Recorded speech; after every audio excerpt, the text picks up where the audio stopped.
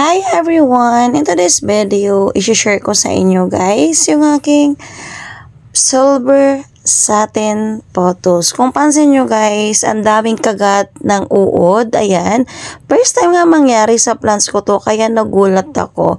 In last week, ang alam nyo man, nalakas ng ulan, ganyan. Hindi ko alam na sumasabay pala umatake yung uod at naubos talaga guys. Halos dahon ng aking satin plants. So, ang lush nito guys, ilang pato, I think 4, inubos niya talaga. Huli ko na nga napansin na nag-check na ako ng mga halaman kaya naubos siya ng ganito. May work kasi ako guys at minsan ko lang talaga masisilip yung aking garden.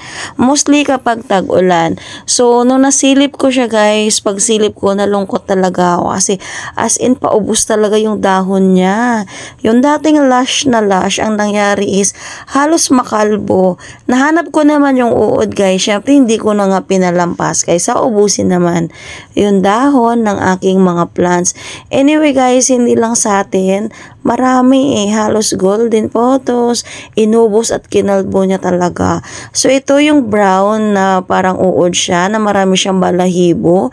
Siya guys talaga yung kayang mag-ubos ng ating dahon ng ating mga plants. Kaya kapag tag-ulan, ugaliin nating silipin yung ating mga halaman nang sa ganun, hindi magtulad nito guys. Sobrang sayang.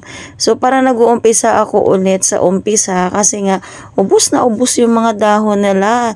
Ito pala guys yung mga binibenta kong plants kaya sobrang nanghihinayang ako. Kaya nga ang nangyari ngayon is sinisilip ko na.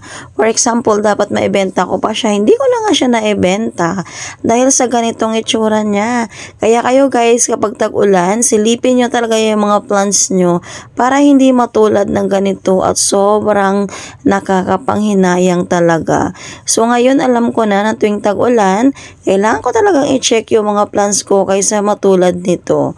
Thank you for watching everyone. Bye!